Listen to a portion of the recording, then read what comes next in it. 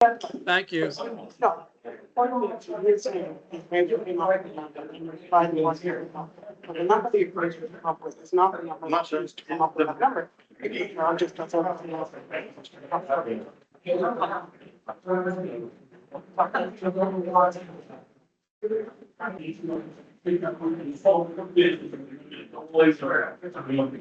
Correct. Thank you very much. Sorry for today.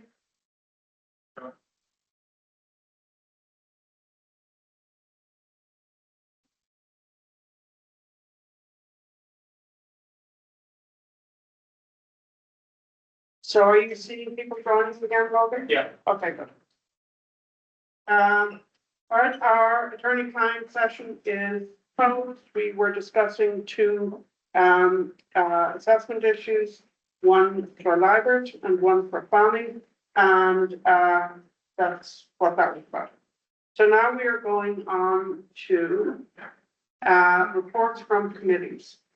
So can we get an update from legal did not meet, so can we get an update from safety, infrastructure and services? Infrastructure, are you in for that? Safety just now. Yes, Go ahead. okay.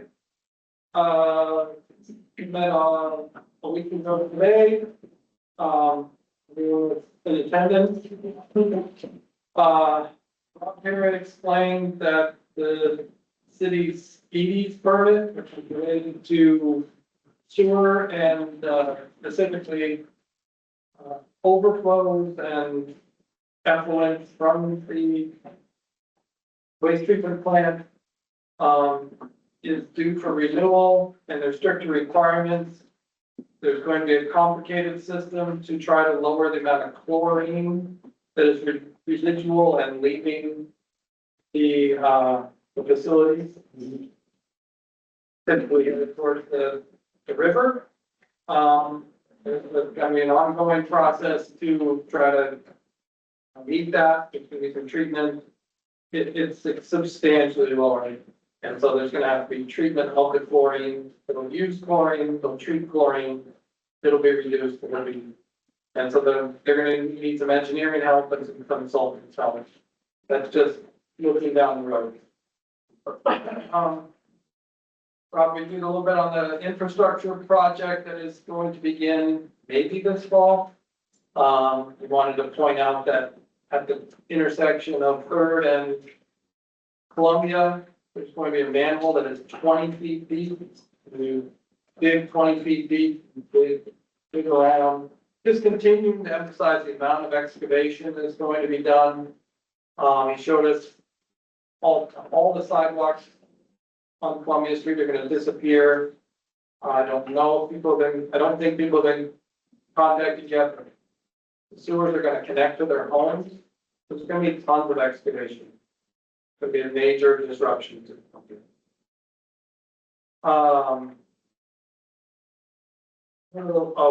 Then the dam in Churchtown needs an engineering evaluation, and so something he's working on that will also cost money. But, in the past, we've discussed striping on streets with more than 6,000 vehicles a day. We discussed it at the legal committee. Ken's take, and I think some of the other members, Margaret. So Rob priced, I listed the streets. He came up with an estimate of $4,100 a year to stripe those streets with both yellow and white stripes. And I'd like to work with either the finance committee or the BDA to make that happen. And I don't know. So that would be an annual cost of $4,100? That's what he says, and he says you restripe every year. I don't know where my ceiling hangs, but I did see an invoice from last year from 2025 of just under $6,000 that DPW did pay for striping. So There is currently a $7,000 line item in this budget, and we'd like to increase that. And it'll happen through the VA process. I did talk to Heather. I don't think I know a way to make this absolutely a recurring annual thing, but if anyone else does, or Rob does, yeah, I don't know how to make it recurring. And I think that's it. Safety? Safety was a really fun meeting. We had a nice quiet month so far with fire. They touched on the bomb threat at the hospital from, I think it was Flag Day, maybe it was Pride Day, which I don't think anybody really knew about. The new truck's supposed to be here the end of July, hopefully. We moved on to safety, which is, sorry, HPD, and we had some pretty fruitful discussions on our lacking code for bicycles and e-scooters, any electronic mobility device really. And it highlighted our outdated language in the code, leaving us pretty much wide open to litigation if there hopefully never is an incident, but something we as a council need to address. I know you've taken that on for your load of work. And we touched again on the e-scooter business, sent it back to Joe. He's trying to get a meeting with us. And really not a lot of activity in town, which is pretty good. I think actually, yeah, we had the bicycle event for safety and awareness at Oakdale. I did not hear any follow-up, but I'm assuming it went relatively well. Any communication between the city and the public on safety of mobility is encouraged, and I think we're doing a pretty good job.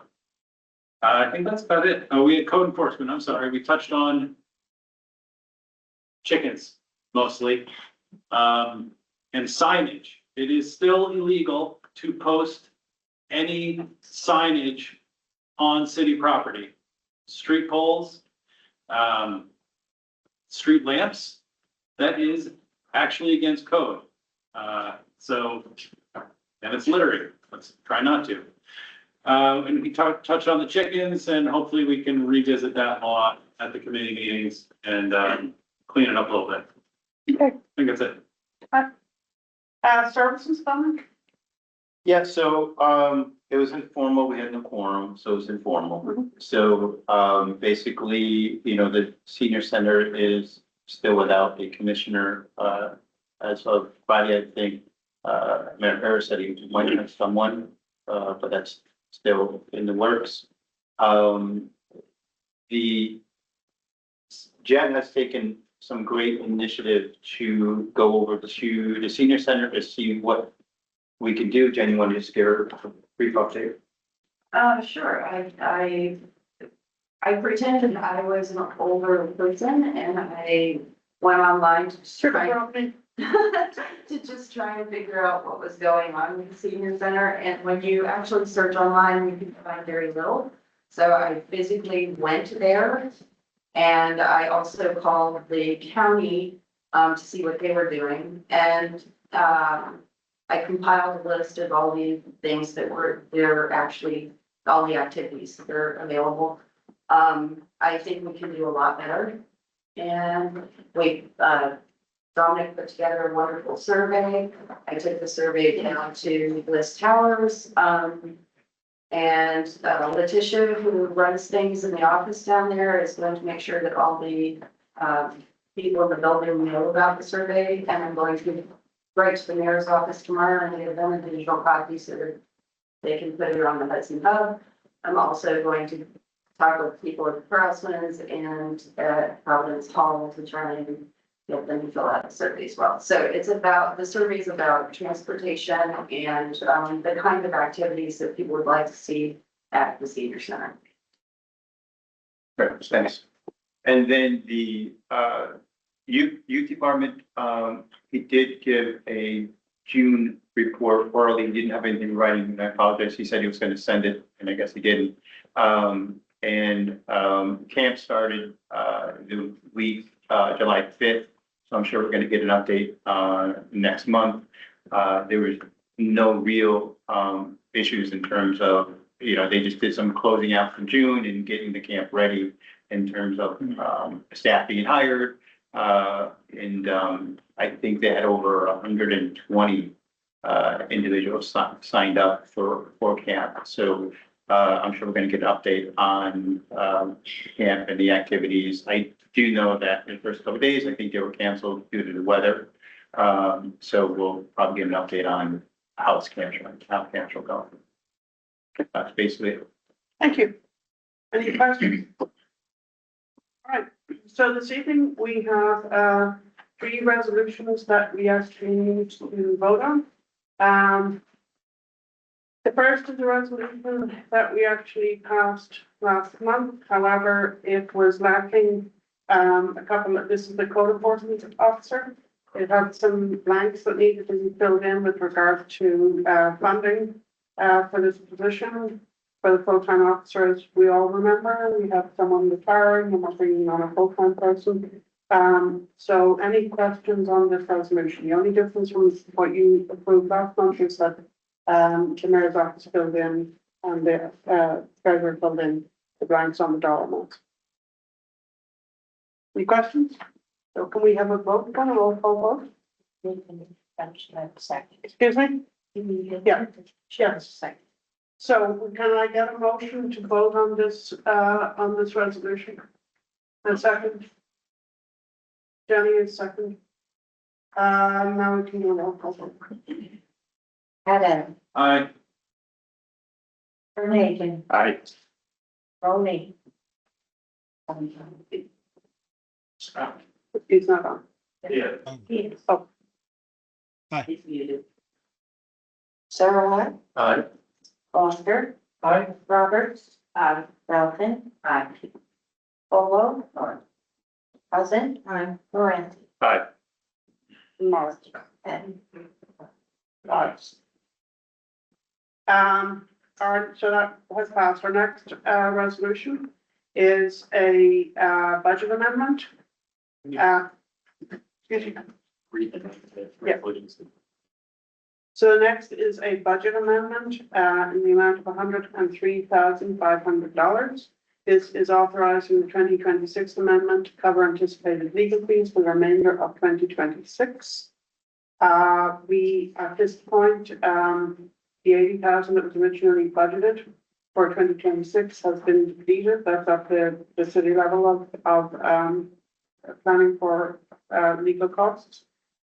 We have estimates from planning board attorney and from zoning board and then historic preservation in the amount of and then also the labor attorney for the balance of the year, 15,000, 70,000, 7,500 and 11,000. In order to cover these estimates, we need to make a budget amendment of $103,500 from the fund balance to increase revenue for legal fees. Any questions? Our total budget would be 183,500. This is in addition. This 103 is in addition to the, yes. We are moving 103,000 from the component. Any questions from the council? Other than shop.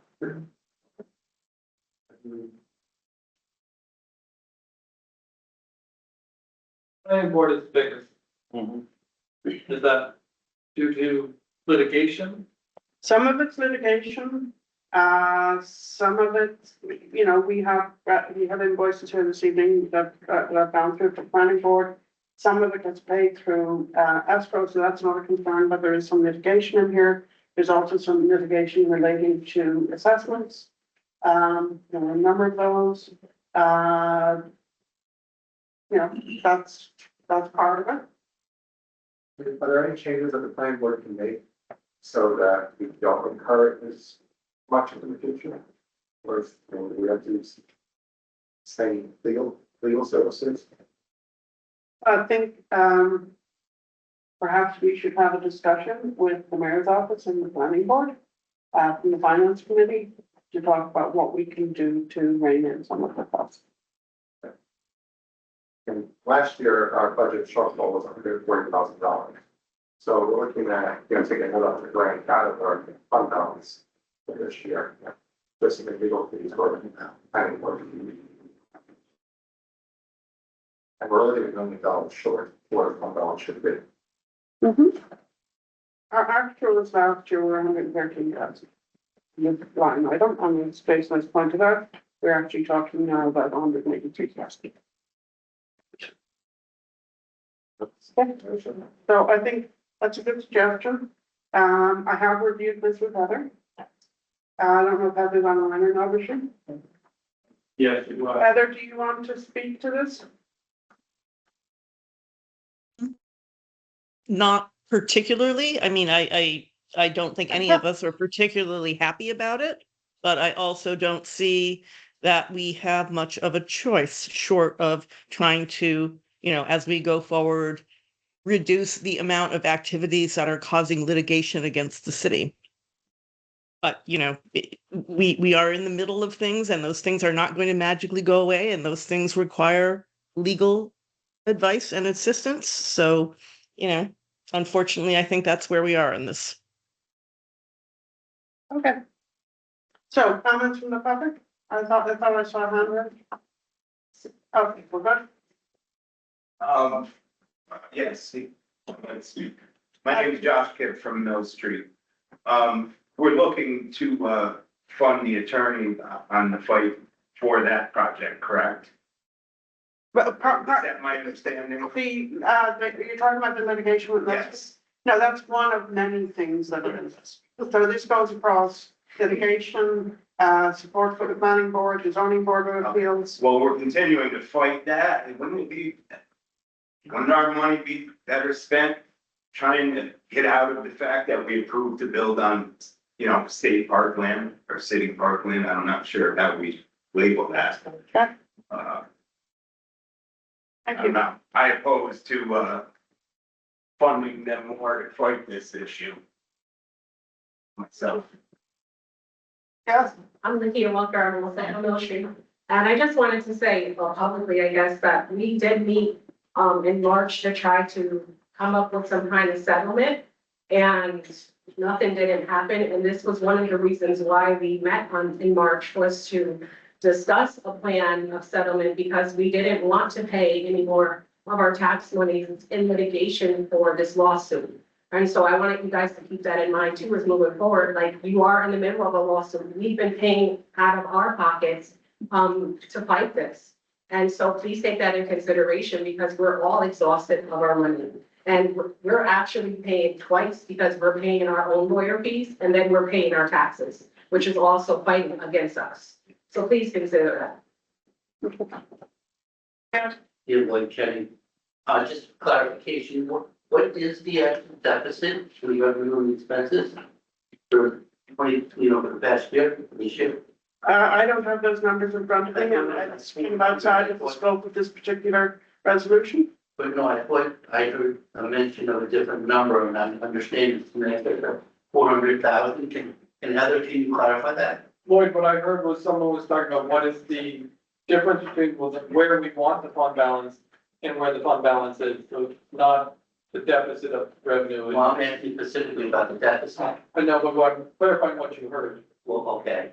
Okay. So can I ask about the deficit? Just I think that's outside the scope of this particular resolution. We're simply addressing the need to add additional funds from the fund balance to cover legal expenses for the balance of the year. If there are no other questions on that topic, and I have we have another question. Hi, Can you identify yourself, please? I don't pass the BB. I'm a resident of the first ward, and I have a question for the common council to pursue, please. And that is first to have the bill be independently audited by an outside attorney. It seems very high compared to other equally sized towns with a larger number of planning board activities. That's the first one. The second point is, while most of this, is held, in client privilege, surely the public should know the ratio of how much is spent on every issue. And I think before we vote to spend, an entire city block's tax revenue for the year pursuing very non-frivolous litigation that survived all motions to dismiss, when, it's a very strong case, not some of the criminals lawsuit. We should first, look at what's the source of it. So for example, was this the mayor signing a single contract? Was this, someone slipping on the side? Was this someone getting benefited on? And I think, we're now on track to have a $20 million budget for the first time in the city's history, which is stunning because 3 times neighboring towns with the same population. And so I think it is in the interest of taxpayers and of your voters to poll, to get data and see how much is being spent, so that taxpayers are not pursuing bad legal strategies that do not help the greater good. So in reviewing the invoices every month, that is something that I do to see exactly what these invoices are for. I didn't go through every, well, I actually did go through all of the legal invoices. I'm sorry. So we have invoices from Rodenhausen.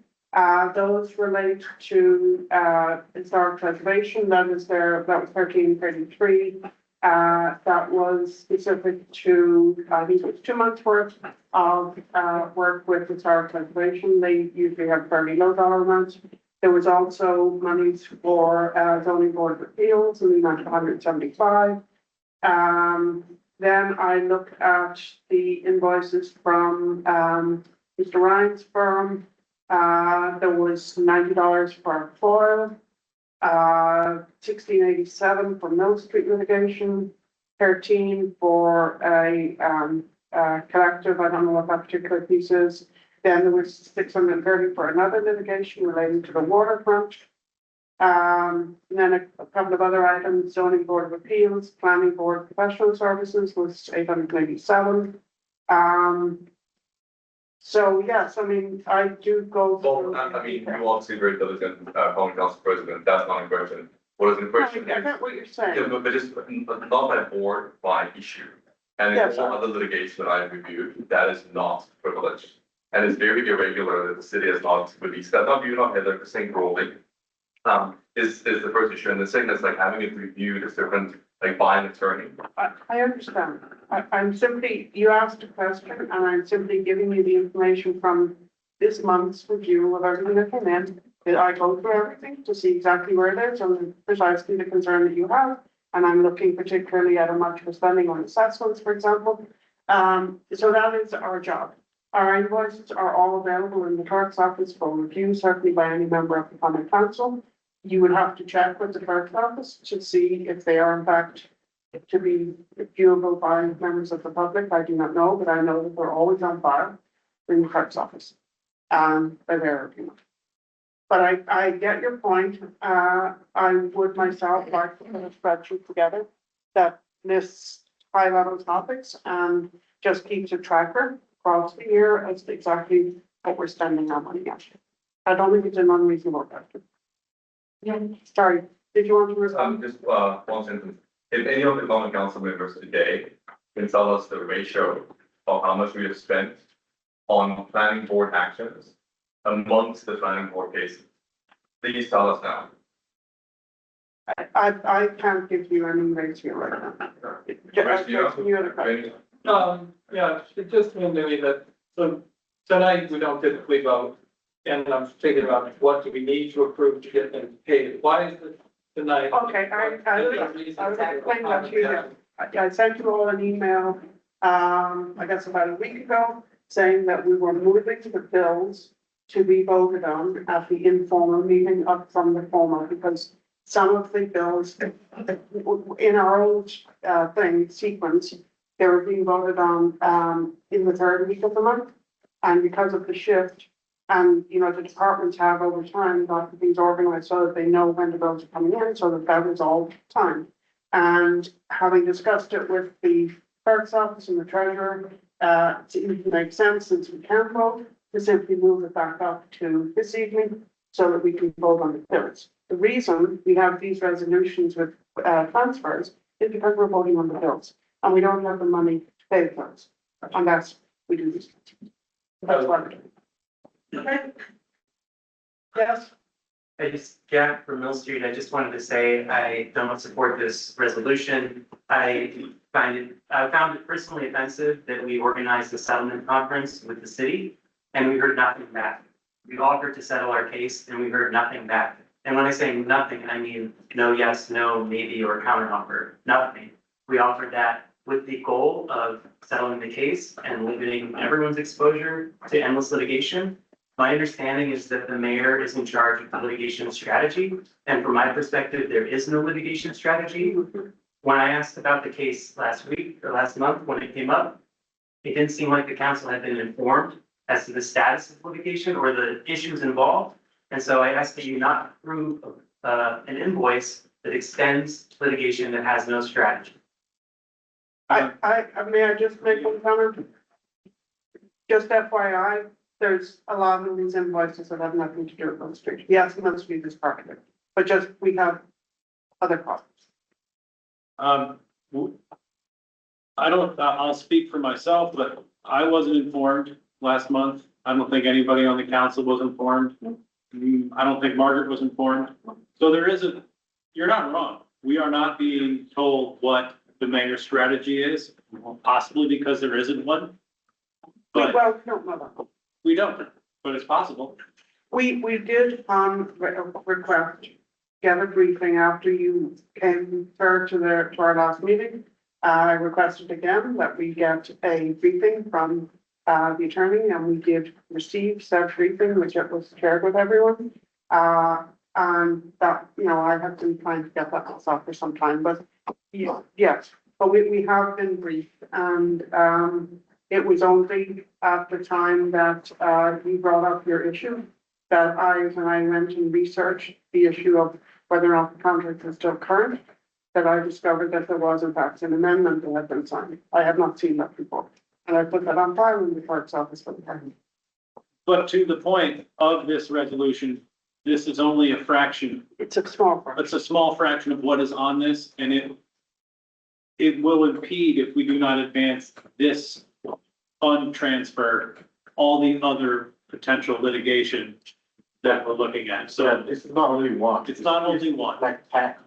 It is for all of the attorney fees, Yes. all the legal fees that the city faces, not just Mill Street, which I believe is unfair. And yes, you are, as a resident of that street, essentially paying twice, maybe three times.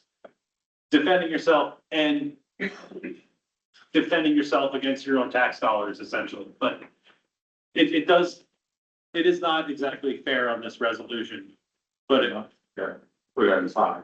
yeah, anyhow, There is a second part of the sentence again. Yes, there is. That was one of the ones I read out.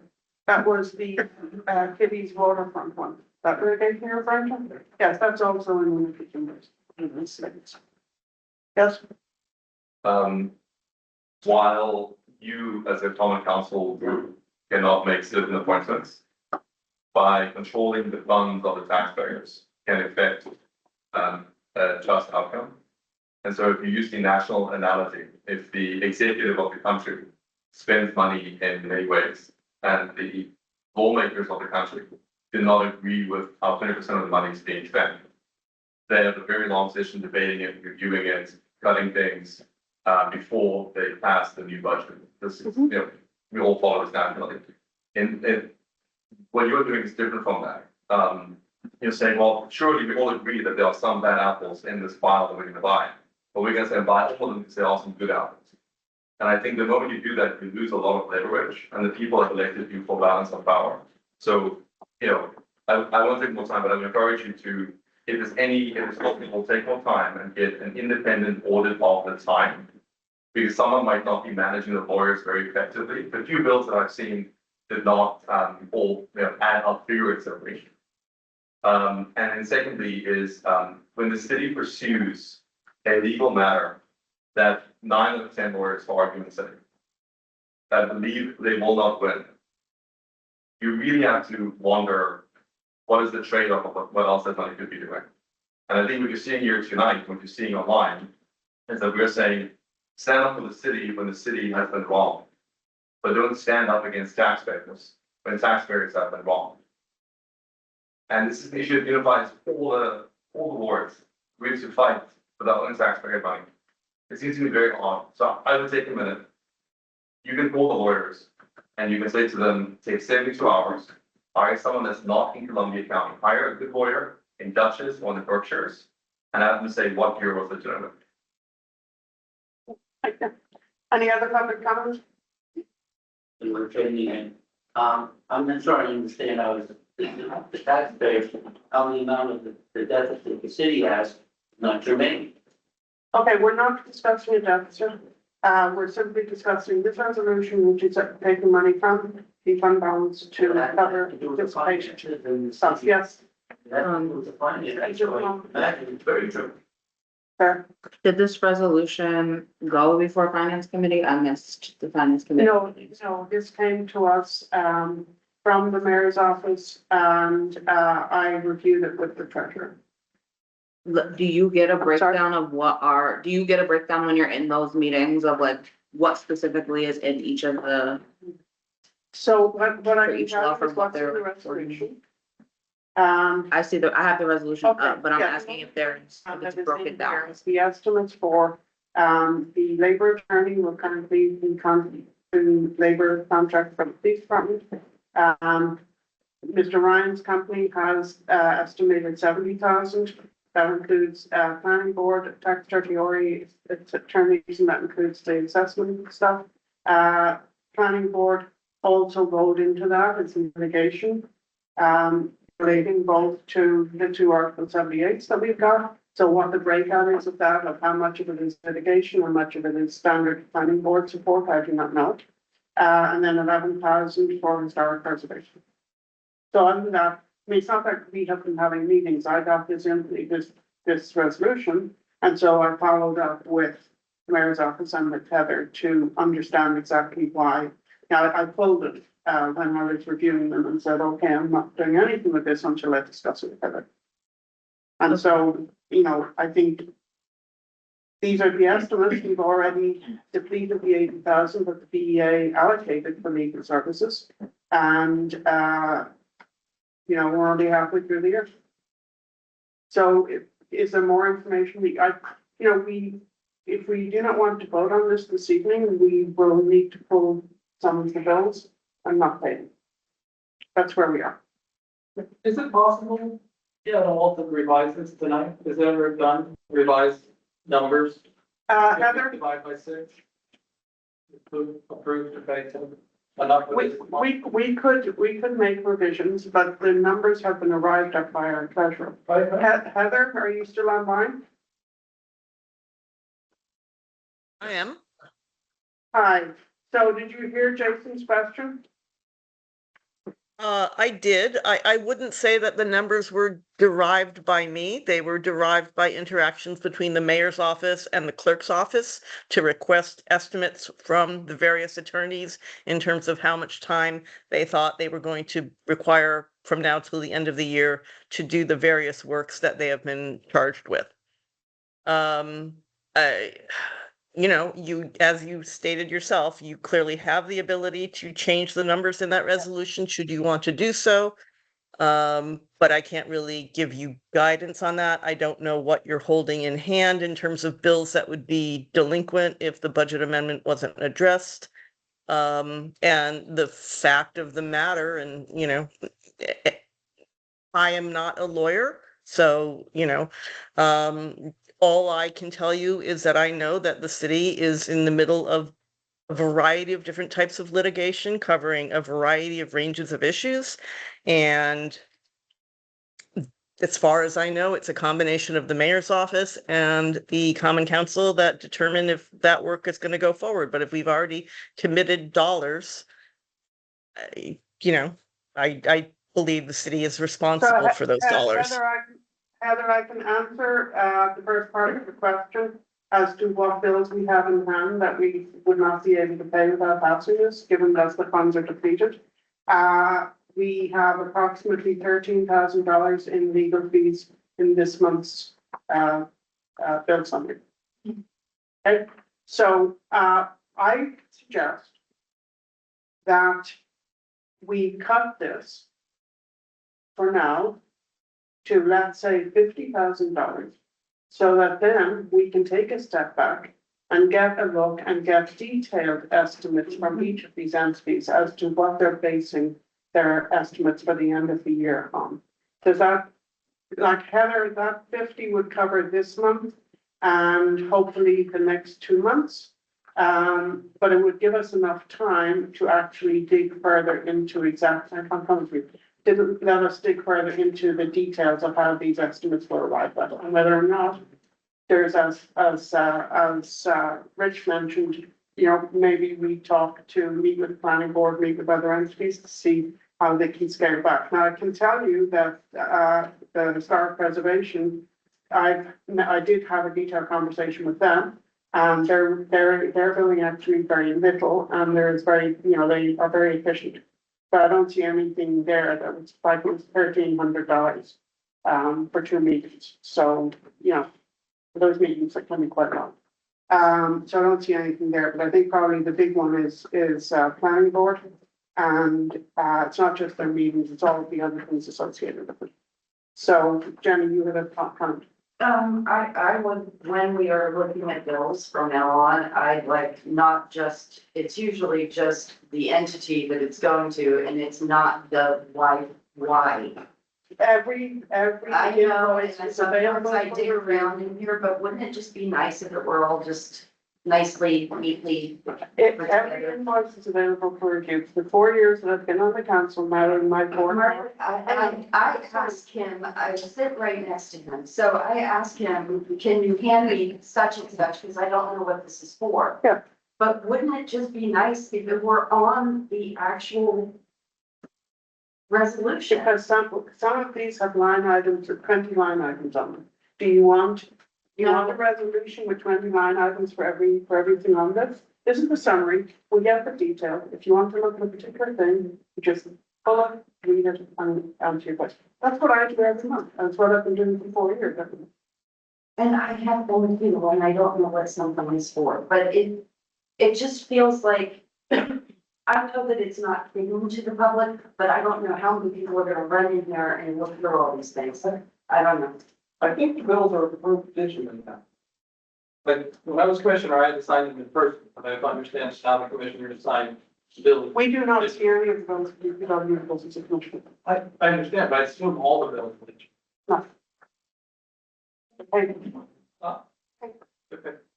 Yeah, just as a matter of information, the clerk's office has been terrific, and for no fault of theirs, there has been a delay in sharing engagement letters in the past, in my opinion, in a few times, and some bills. So actually, it's not easy to find out. And again, you guys did not get the problem mostly. So, you know, don't take this personally, but I think just having a simple percentage breakdown by matter and not by board is exceedingly reasonable. Yeah. Well, accurate. Also, I would love for the mayor to come to some of our meetings. He hasn't been to a single county council meeting since this election. Can I say this? You could request that the attorneys put things in a particular form. Everybody has their own way of doing things. And when I do things, I normally have like 2 columns, 2 or 3 columns. Well, in this case, it's just common council, but maybe the matter that it relates to and one specific task. But you may get a very long thing, but you could ask the attorneys to summarize so that there is a simple box that says, for this matter, without having to say every single task. Like, also, I do it by day, so I may do something over 3 days, and it may show up. I mean, I really go into these details, but you could ask the attorneys in their submissions to say, bottom, yes, subtotal, this matter, we spend a total of this on, which would be a lot easier having them produce that, because the clerk is gonna have a nightmare trying to remember stuff. Yes, I am. So, what I would like to say, how do we feel about reducing it to 50,000, so to give ourselves some time to actually dig it? Is that a reasonable number? Are we all okay with that? I'd rather go lower. Excuse me? I think we could go You lower. want to go to 40? I don't want to go down, I don't want to go down to 30, because we are, Let's see, I Mark, want to cover at least 2 months worth here. Okay. in our review, are we going to start challenging line items? I mean, we Well, are, It's not about the line items, it's about how do they arrive at their estimates.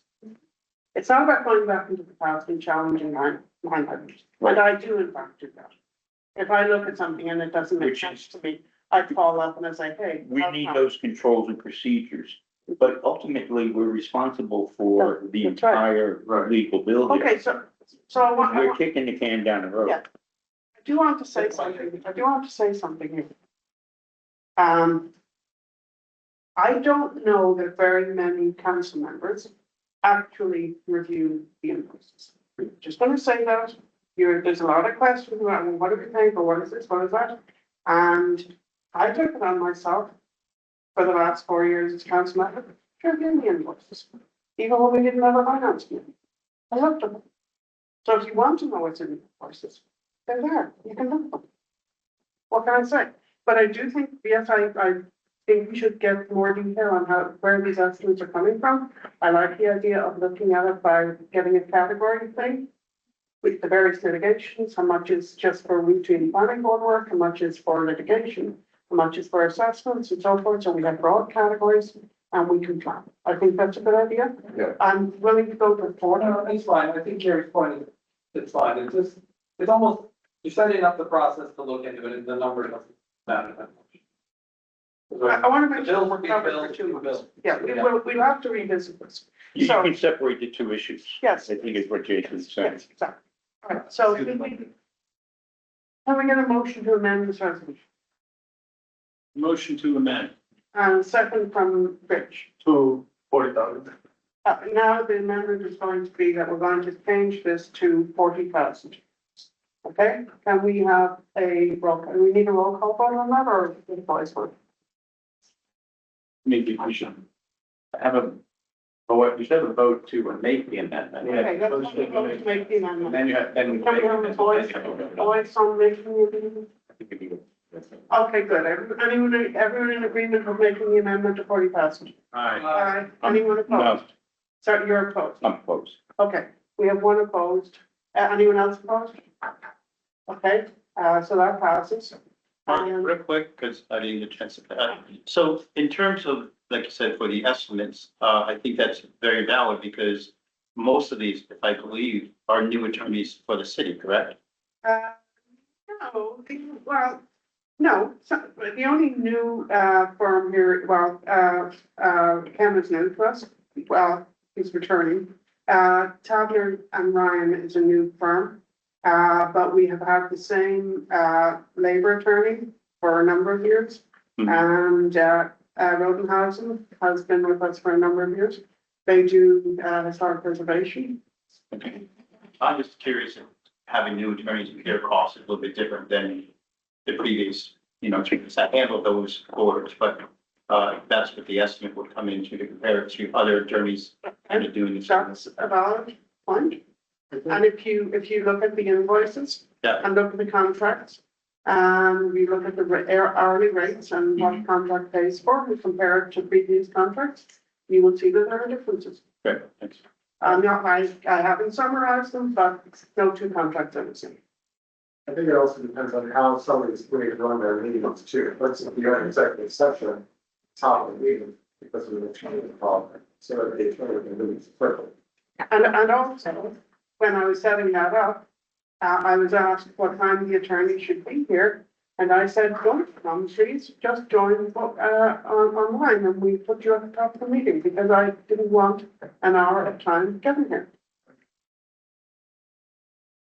Yes, That's one thing to do is compliment Gary, I agree with him that it's not the council's job to line item, but it's two tactical issues to support information. The software they use, I just checked, is one where you click a button and you get it by issue number. The attorney's already arranged it not by board, but by specific order. So it'll take no one time to output the data in that way. There's a choice to redact it. That's the first point. The second point, We're not asking, or at least I'm not, that we go line by line and micromanage the elected executive. That's not necessarily your job. We are asking you to look at possible conflicts. So for example, have we used the same council for a long time?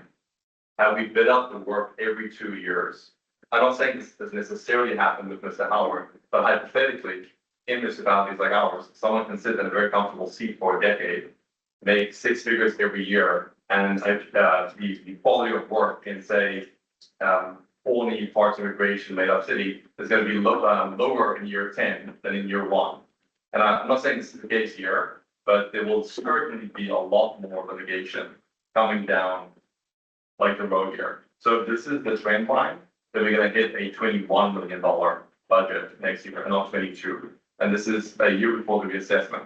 So if people care about displacement and people's tax bills not going up, it's these days that we raise the taxes and long-time Antonians get taxed out in that state.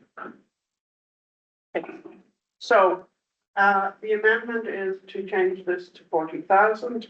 Dominic, are you a yes or a no on the amendment on the changing it to 40,000? Oh, I said yes earlier. Oh, you did say yes. I know, Okay, I well, won't. our back's against the wall. We don't want to have others being affected that, Right. you know, fit the Exactly. different.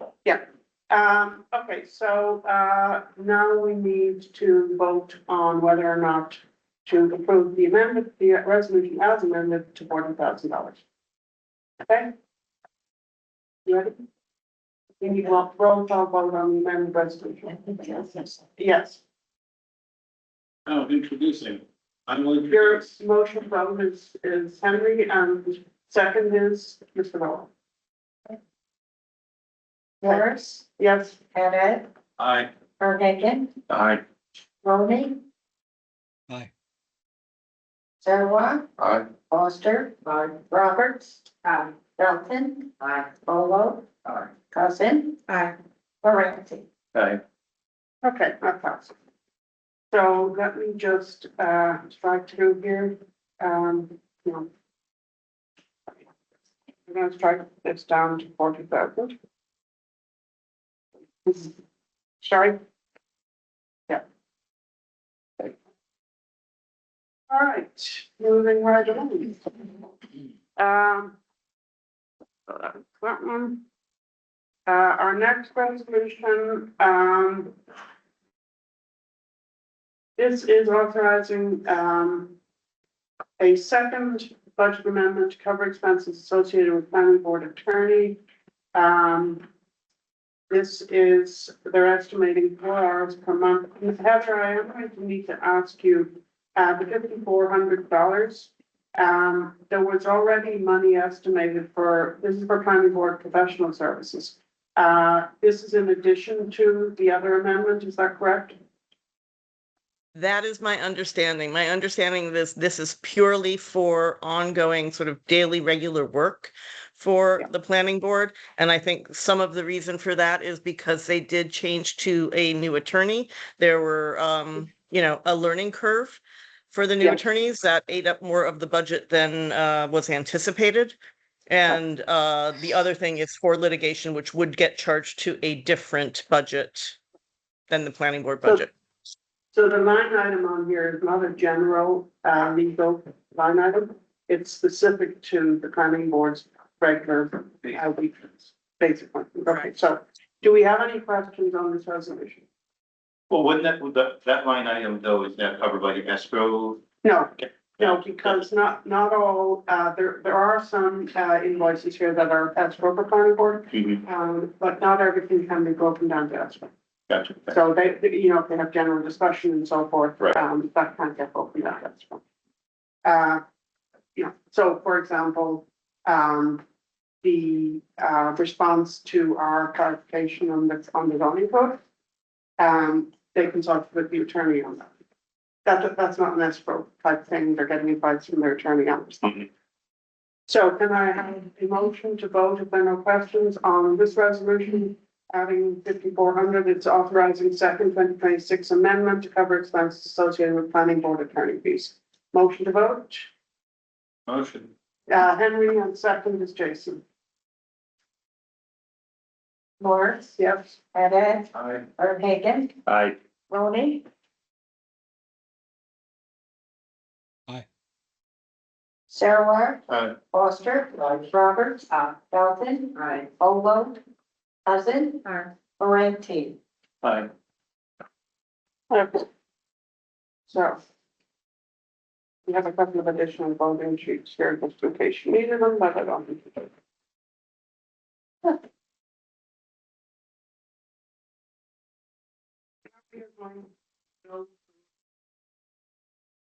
Well, actually, the next thing we're going to do is, take those.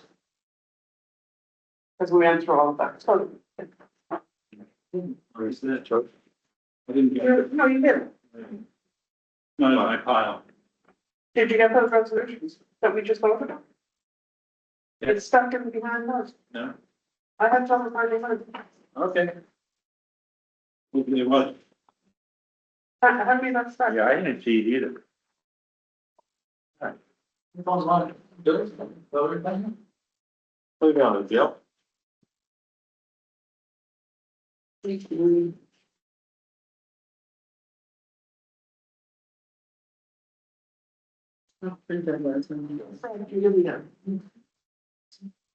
All right, Just curious. With our bills? sorry. No, with that bill? Yes, this is the bill sign. It was posted. No, I have it. Okay. Thank you. Anyone got any questions?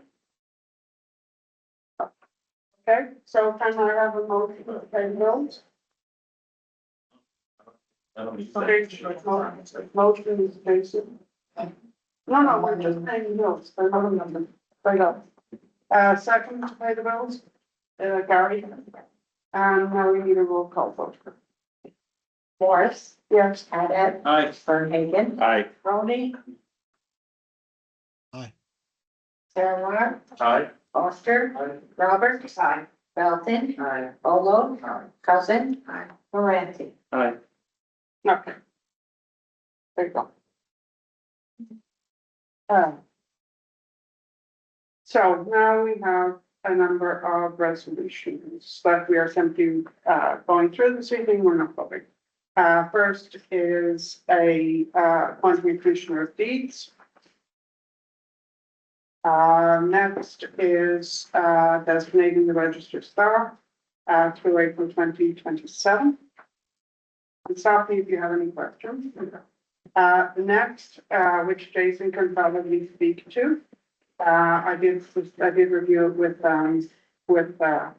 Rob, is the authorizing direct it's a funds transfer within Public Works.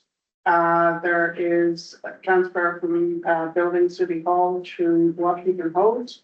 And then there's a series of 62,000.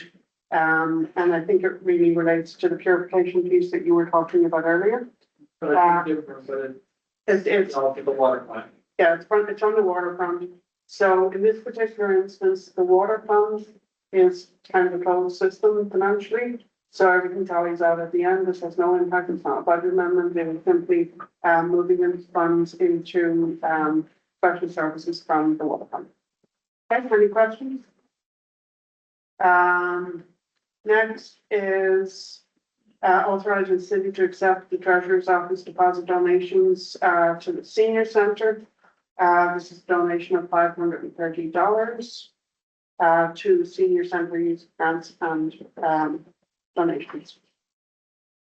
Next is authorizing the mayor to submit an application to New York State Department of Environmental Conservation for a climate smart communities implementation grant. This particular resolution related to, and it does have, this one does have matching funds. This particular one relates to the sidewalk improvements and streetscape improvements around the public park. The total proposed to be applied for under this grant is 160,000, including a 32,000 city match. So this carries with it a match, be aware. Any questions on this? And I do, by the way, the Friends of Public Square, I spoke with Catherine Nager today. They will be coming. I knew that we had not much space on the agenda tonight. but they will be coming to provide us with an update. And, she's aware of this resolution and wants to review it in terms of how it fits into phase 3 of the box project, which included some sidewalk work, aligning it with the size of the sidewalk elsewhere. So she is following up with the mayor's office on that. Any questions about this one? We will be voting on it next week. Okay. The next is the resolution to submit an application, Department of State EPF fund for local waterfront LWRP grant. Now, I did ask that the mayor to have someone here this evening to speak to us about this. This is one where we are seeking an amount of $200,000, including a 15% $30,000 match. So Logan, is there anyone on from the consultants who are working on this particular front? Nora, is that you? Yes. Yes, that's it. hello. Hi there. Can you just introduce yourself and give the council some background, and very specifically, this is, we're looking very carefully at anything that requires a match. And the question that I had posed that I would like to have addressed is, what financial benefit is there to the city of redoing the LWRP? I know that it needs to be updated. I know that it needs to be, it hasn't been touched in some time. However, the last LWRP that we did, I believe, never finished its way all the way through to getting accepted by the state. And so what about this will be different? Sure. So good evening, everyone. My name is Nora Bell Greenberger. I'm a planner with Labella Associates. Some background on this. You're correct that the city had last worked on preparing a local waterfront revitalization plan back in 2011. That was, as my understanding, adopted by the city, but it was never submitted to the state to go through the process to make it an official designated LWRP. Without having that designation, the city is not able to access the substantial implementation dollars that come along with being an LWRP. Just some examples, I've seen communities get upwards of $1.2 million for a visitor center. So it really can be flexible dollars for implementation of items that are in the LWRP plan that the city's not able to access at this point because it never got through that final step of going to the state for approval. The funding would allow the city to undertake the full process because of the time that has passed since 2011. So it's been 15 years since that time. The process needs to be entirely revisited in terms of looking at current conditions. Obviously, a lot has changed in the city in that intervening time. So this funding request would be to get this process through the finish line so that the city could access those implementation dollars. And so, to ask my question again, your organization would be working with us to do the updated LWRP, correct?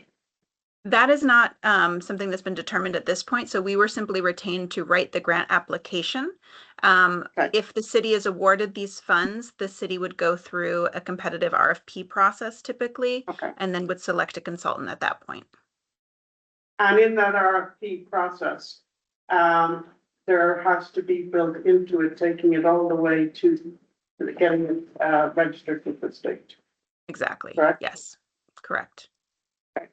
I'm a little gun shy because we have done things before where, it just sits on a shelf. And we pay the matching funds for the grant application, and there is not necessarily any financial benefit afterwards. Yes.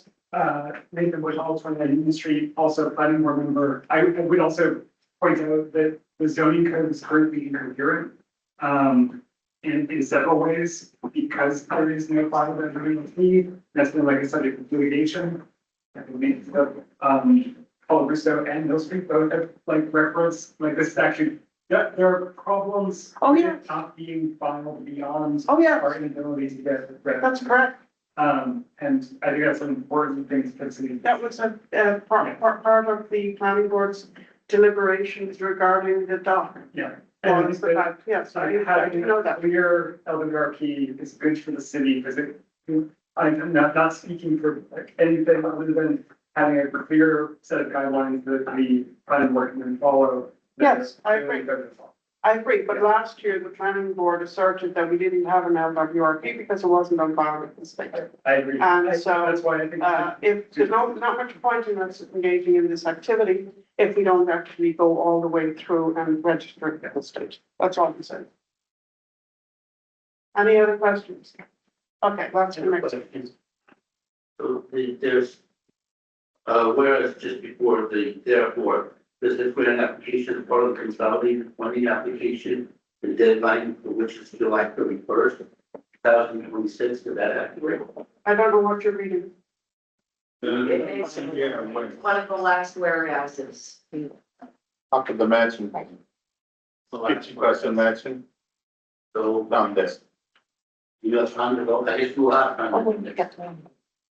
Sorry? You have finished Oh, all. I'm sorry. You have to be long. Fine. It seems to be pressing out. I did not, I don't know, Novella, can you speak to that? I'm sorry, I didn't catch the question before. Can you repeat that? The question is on the last whereas, before now therefore be it resolved. It states that the deadline for the funding application is July 31st, 2026. Is that accurate? That is correct, yes. Thank And so you. we've been actively working on the grant application, but one of the required components is a resolution of support to include in that application. And so this resolution would be the last key item in order to be able to submit the application. Okay, thank you. Our next is our annual night out in Hudson. This year it will be August 4th. We've done this for a couple of years. Any questions on this? Okay. Next is authorizing acceptance of donations to the Hudson Department of Youth. And I think that's fairly straightforward. Next is long-term CSO mitigation collection system board authorization W11 funding application.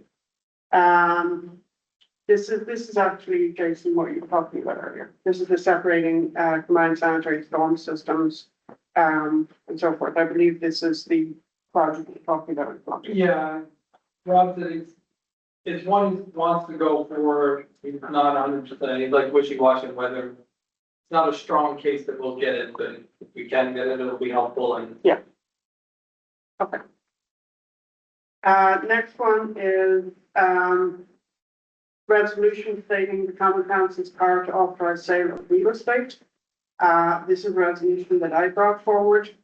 And quoting directly from section 41.1, no sale or lease of real estate or any franchise shall be made or authorized except by vote of the supporters of the weighted vote. This was back when we had a weighted vote. Now we carry a weighted one. Whereas Common Council requires the contract of sale be submitted for review. Subsequent substantive change to a contract authorized by the Common Council is subject to review and further authorization. And that this is consistent with chapter 12.7, which states that the Common Council has the authority to govern, city, manage its affairs and provide for the protection, security, welfare of the city, its inhabitants and their property. So this is for a vote next week. Does anyone have any questions? Go ahead. I would love to refer this to legal. I feel like just reading the resolution at face value, there are a few different departments that would be affected by this resolution. And I would love to hear more from council about what some of those effects would be. Well, can speak to that. Sure. Okay. Well, specifically HCDPA. If that changes, the legal committee hasn't reviewed it. I'm curious if there has been a written legal opinion on this. No. Have these departments that would be affected by this resolution been notified of something like this or asked how this would change their process and procedure? I am simply stating what the current, what our current authority is to remind everybody that in fact, sale of city property requires authorization by the council. This is just a statement. Yes. This is not asking anything. No, it's not changing anything.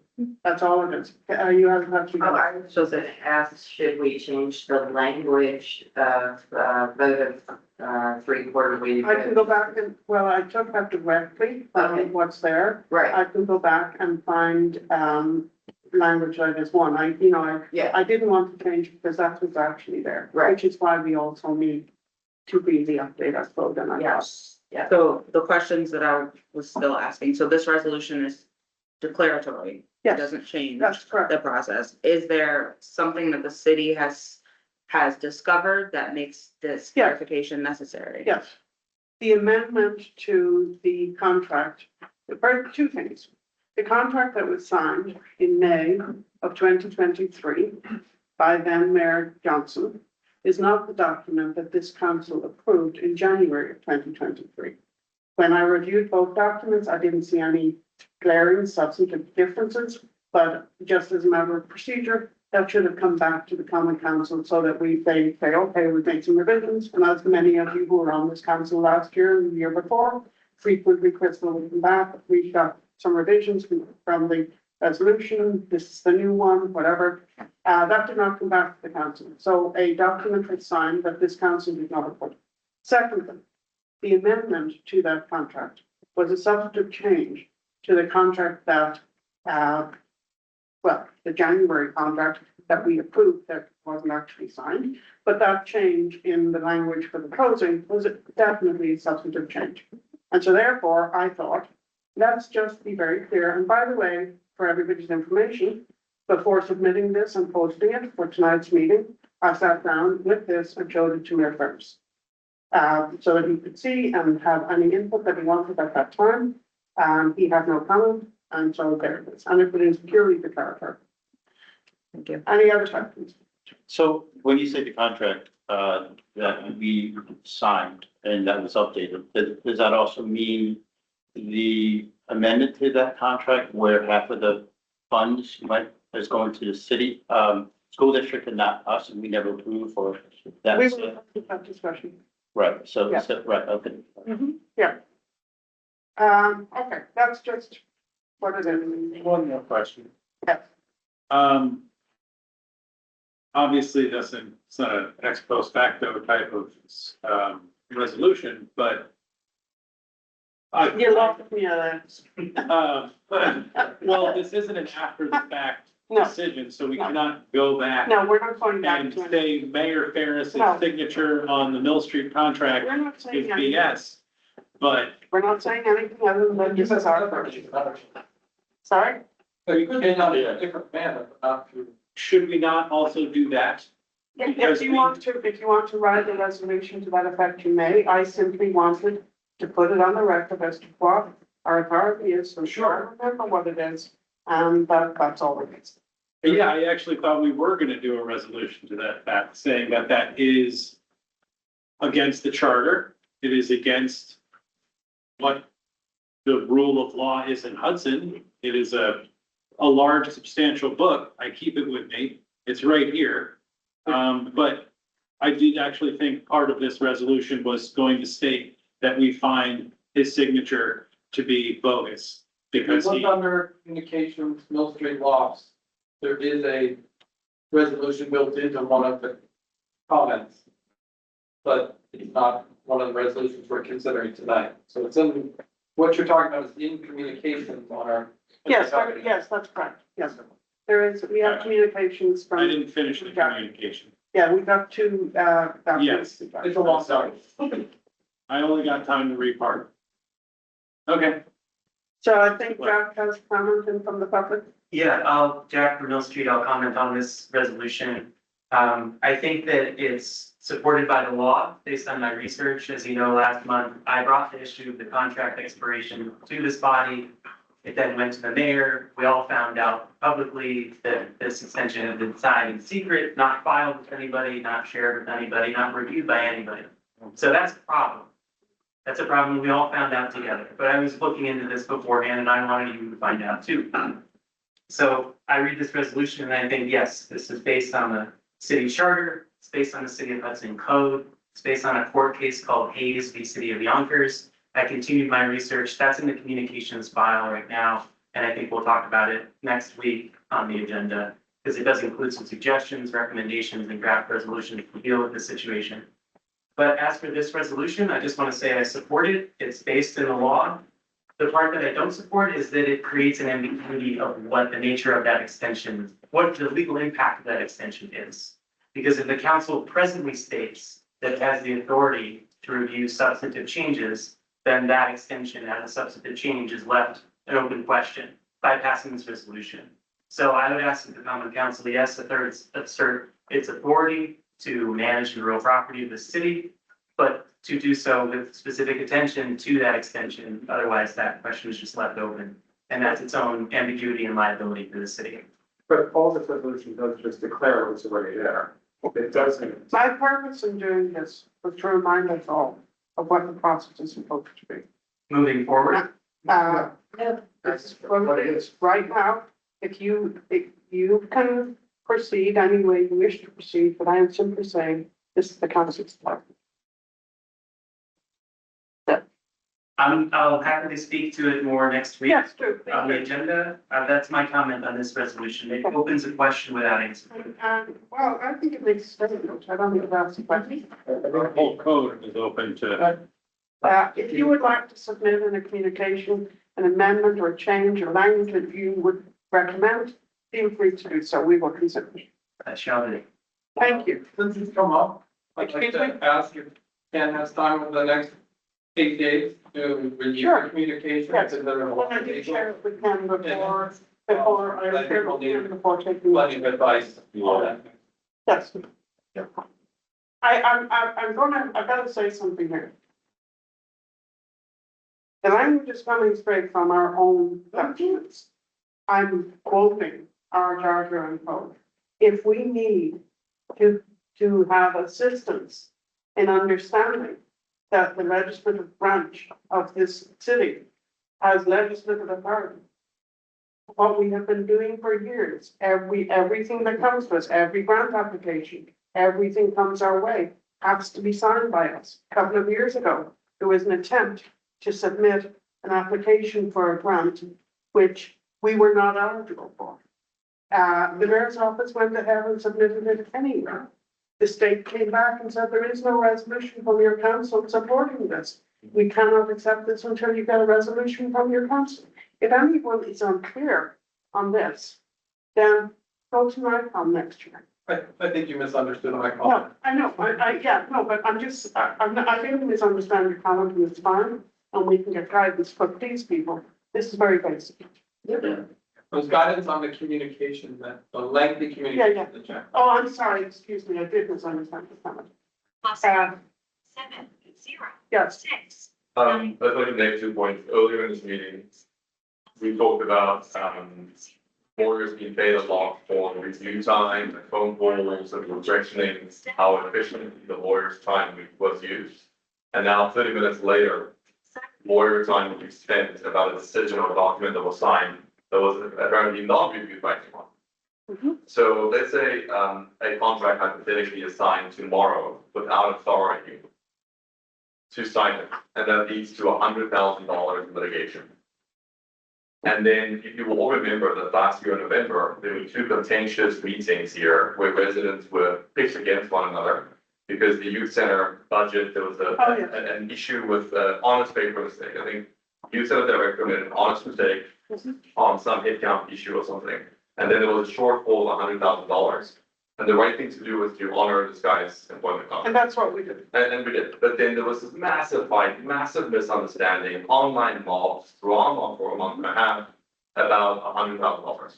And now here today, we probably waved through $300,000 in legal expenses. And the last thing I would say as someone who was not born here as an American is that while American culture is more litigious than other cultures, we are in the 3rd department, which is the same as other larger cities with many more secret actions. Our courts do not entertain frivolous lawsuits. When a lawsuit like the Mill Street lawsuit, or like the Colorado lawsuit, or like the funding lawsuit in the next 6 months are filed, and they make it past the first 6 months and the judges allow them and move into either discovery or into oral argument. It is because they have merit. And that is what you are controlling here, is when you say no to spending money on lawyers, you are telling the executive and you are telling the department heads to stop making mistakes, to stop acting outside of the city charter, or to stop breaking the law and not be careless. And as we all agree, I challenge anyone you to tell me that you do not think we have spent a legal dollar wrong over the last 17 years with the waterfront. Thank you, Mark. Thank you. Just a moment. Logan, I just got a text from somebody who's online who has their hand raised. You see any hands raised? Yeah. All right. RN. Ronald. Thank you. I have a brief comment. I just wanted to point out to the council members that Section C 12-13 of the Charter, which deals with voting by the council and does recognize the elimination of weighted voting, points out that land use leases or sales require a supermajority of 9. And in fact, in order to be considered, they require a super quorum of 9. So that's just for your. I'm sorry, Matt McGee would also like to add something. Yes, can you hear me okay? Yes. Yes, I wanted to speak to a larger issue that's in question here too. It's the Constitution. And as a nation, we are on the verge of destruction of our democratic, Republican, constitutional way of government. The city council should go against this trend and fulfill their promise to support the Constitution by defending their prerogatives against usurpation by the executive branch and others. This is a founding principle of our Republican form of government. The oath or affirmation of the executive and council members, and for that matter, all of local government, to support the Constitution should not be forgotten. And they should make an effort to better recognize the constitutional powers of the branches of government.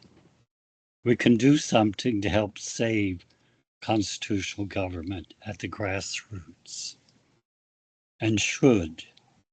Just asking, is an action true representative government would be a step forward. Constitutional government benefits us all, although when it is honored by those in charge.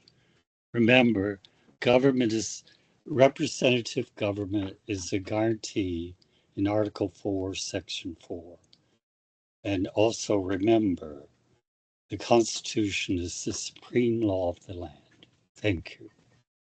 Thank you. So I'd like to move on to, excuse me?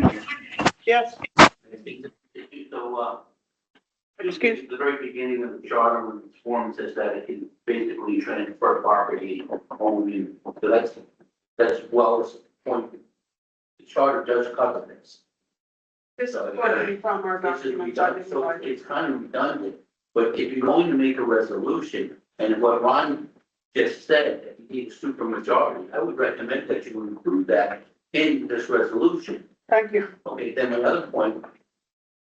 You know, I was a treasury secretary, and if there was somebody in my organization that authorized funds that weren't part of the regular process, encumbering the organization would hold them personally responsible. Now, I know this is civic government, and we don't do things like that, but there has to be some way of curtailing mismanagement by executives. Okay, thank you. So this evening, we also have finally 2 local laws that we are physically laying on our desks. Excellent. And there's a resolution which when we pass, we will no longer need to be physically laying anything on desks. Anyway, the first one, these were requested by Heather. The first one is a local law regarding transfer of funds between budget items. Essentially what this is doing, this has not been updated, I think, which is about 20 years. It's a long time. Basically, it just increases the thresholds to allow for transfer of a sum of up to $2,000 from one budget area that contains more than it is required to another that's deficient.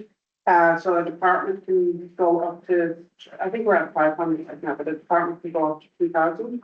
The treasurer then can, with approval of Board of Estimate, transfer any sum over to, but not to exceed 5,000. So at the moment, anything over two, you notice that we have to get the council has to approve it and so forth, but this gives the BEA the authority to do that up to 5,000. And then anything over that, as usual, comes to the council for approval. That's what that one is. And the next one is revising procurement. This is one that both Heather and Rob Perry had asked for. Essentially, what we're doing here is simply saying that we abide by New York State procurement law.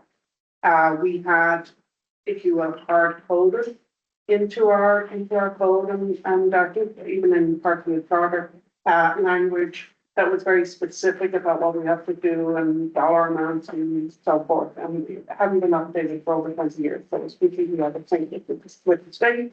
By doing this, if and when the state changes something, we don't have to change this because we're in sync. Do you have any questions on that?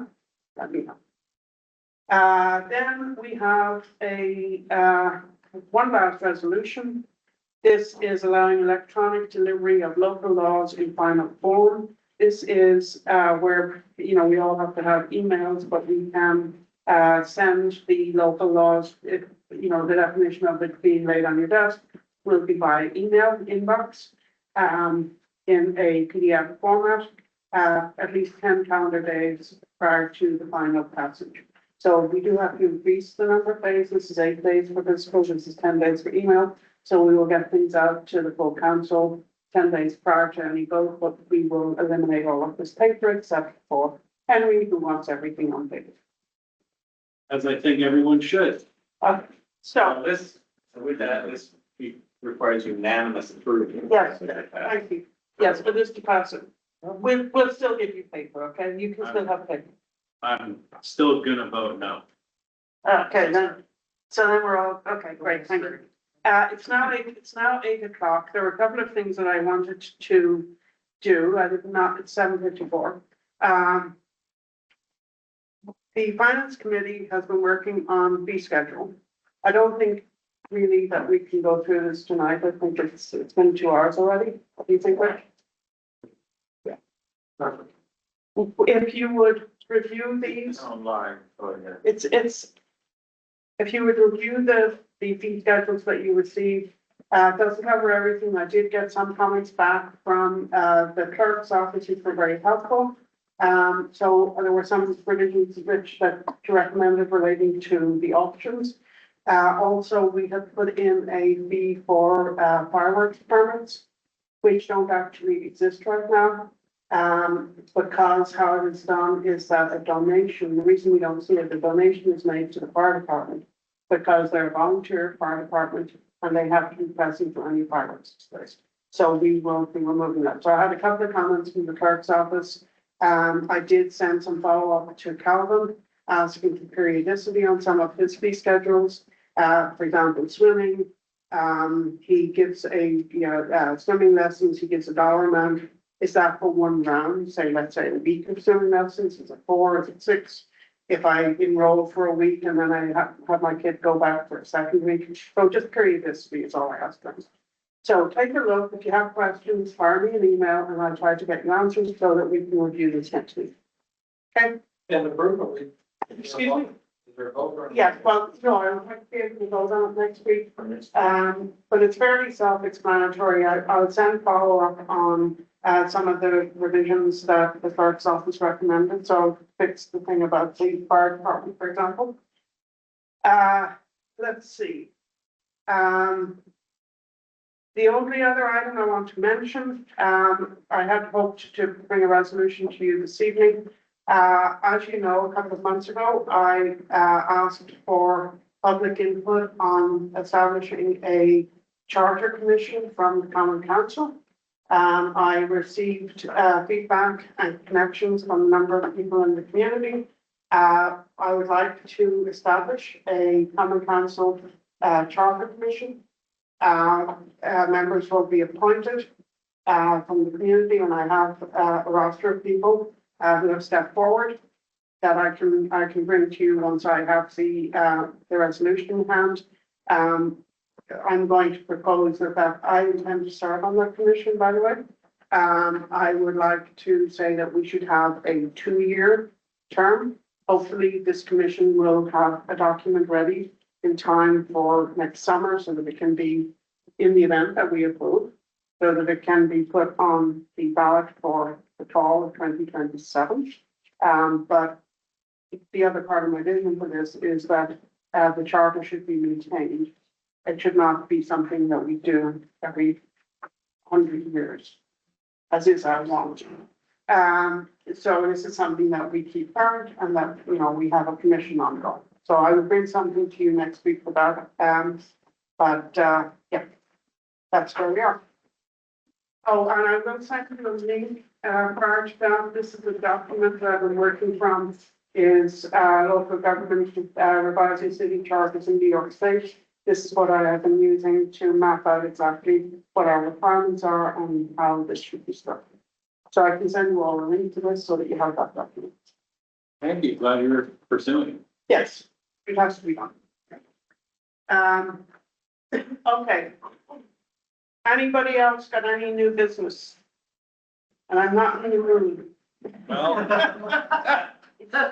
I'm sorry to say I have a quick new business. Oh dear. I think it was in March, this council voted on one of our only active business lessee contracts, which is the Sloop Club. Oh, yeah. And I think everyone can remember, we had a spirited 2 months figuring that out. And the crux of it was that every 30 days we were due a financial report. Sam started sending them to me. He was sending them to the mayor's office. Well, that's not the common council. Right, well, so I reached out to the mayor's office and we arranged, and I would send them to you. Great. We arranged that he should CC me going forward. So I was sending you, but you are the authority that should be the headline of that email. If anyone else needs to get it, I think they should be CC'd. If Joe has been stepping in and intercepting them, I think that is inappropriate. I think we don't know how these things happen. It could be oversight, it could be not. We have, I think that I would like to see them. But I reached out, he referred me to the mayor's office, where I said, hey, you know, they want to be kept in the loop. I said, great, just see me in the future so that I have it. All right. Because they need to go to the finance committee. And Yeah, definitely do need to go. Put some more. Thank you. Thanks. I'd love to see it, just so everyone's above board. Yes, absolutely. Anything else? I just have a question. The answer is no. Well, it wasn't a yes or no question. Okay. When I was at the library, at the senior center, and then I went downstairs and spoke to Emily, I found out that there's a lot of money that's been earmarked for, senior activities. And also, you know, we have quite a few donations. Where does that money go? What, is there a fund for the donations? Yeah? It's fun, right? Yeah, well, we get senior donations that we authorize and accept, and I think, Dominic, that's a question that you might bring up to the senior So center. there was a large one. $80,000. That was, that was, I can't recall, that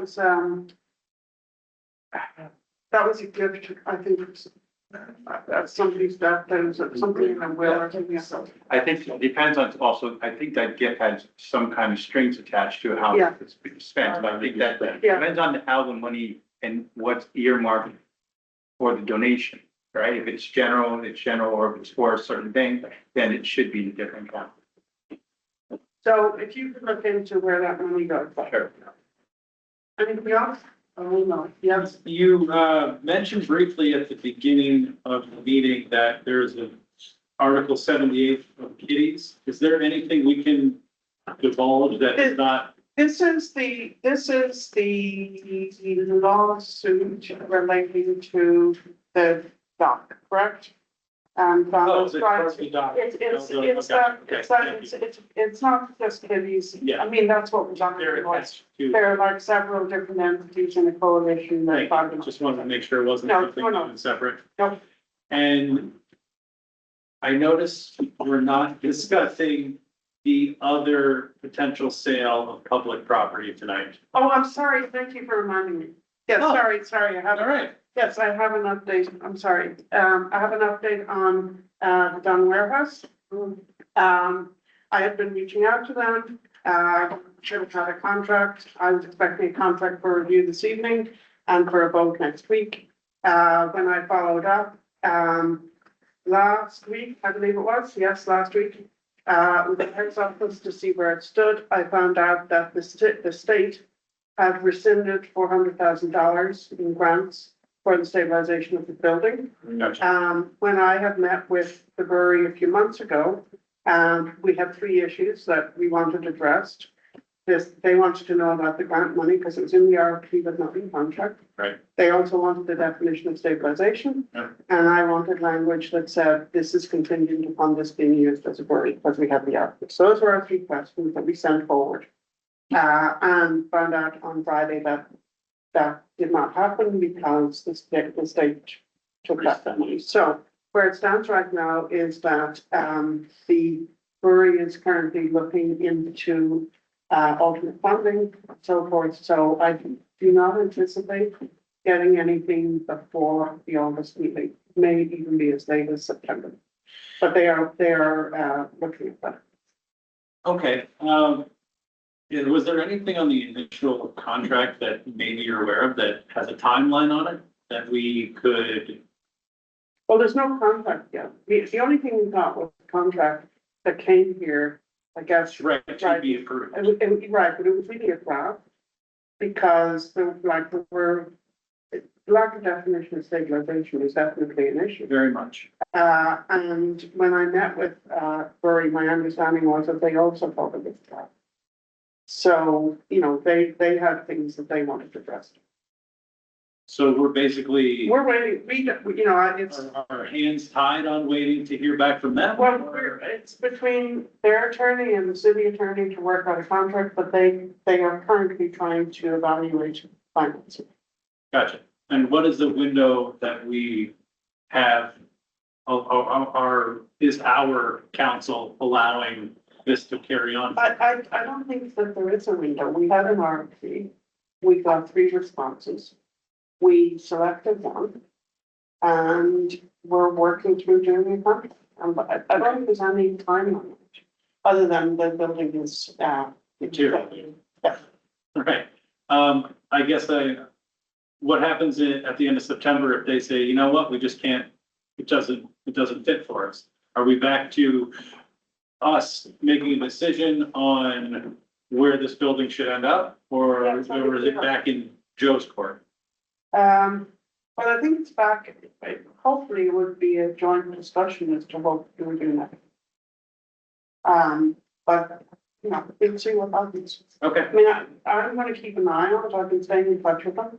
I'll keep an eye on it, and if nothing's going forward in August, I'll check in again and see, okay, any progress here.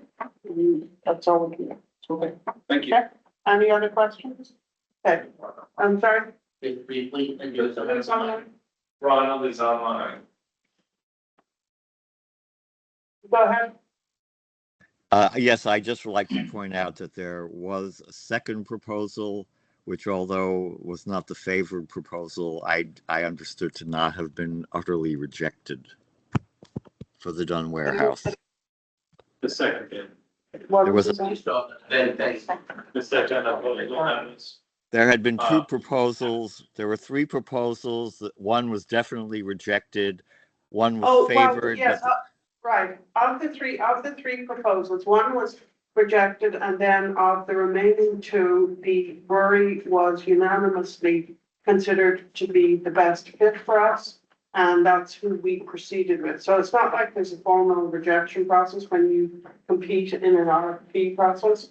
You know, the ones that I've competed in, if our company weren't awarded the project, we moved on. And, you know, if, what I would anticipate typically in an RFP process is if it fails, you know, yet we come to some issue, then you just reopen the process and you reissue the RFP. That's typically what happens. Gotcha. But in default of the favored proposal, the proposal that had, as it were, come in second, they might.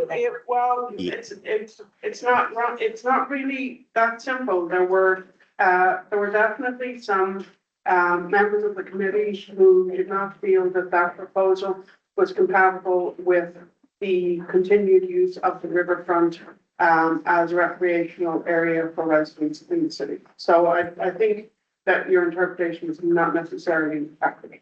Okay, well, one problem that I find with how this procedure was conducted was that it was not conducted openly. That is correct. That I don't disagree. unlike the original meetings of the DRI committee when it had originally been set up by Mayor Rector, meetings of the committee that made these decisions were not open to the public. I don't know if any minutes were kept. I'm not sure of the exact composition of the committee. So thank you very much. All right, thank you for that comment. So may we have a motion? If I may, we have to address the local law that was placed on our desks. Next week, Next week, yeah, thank you. 8 days. We have to say it now, though? No. Thank you.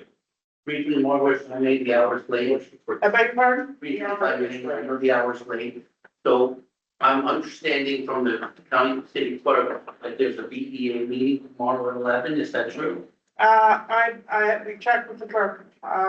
Is that still on or was it ever? I don't have my calendar with me, so check with the clerk. It's also outside the scope of this meeting, so. Okay, well then, something. Motion to adjourn. Something that I would, please. Gary is a second. Please, All allow in this public comment, for just a brief minute. Richard, if I may, the tree of peace was another thing I have not heard about. Okay. The third thing I would like to bring up, you don't have to be rude about it. The third thing. Don't call me out because I'm moving. Don't call me out as everybody else. Well, I'm tired of doing that way. You address me as Sorry, majority sorry, leader, council member. Excuse me, can we please take it down now? This thing that I need to Let's say, down. wrap up with this, is the outcome of the done warehouse as it is now, opens the door to start restoration. Hang on a second, Ron. Hudson. I have to have everybody else to adjourn. And that could actually happen. Okay, so, all in favor of adjournment? Opposed?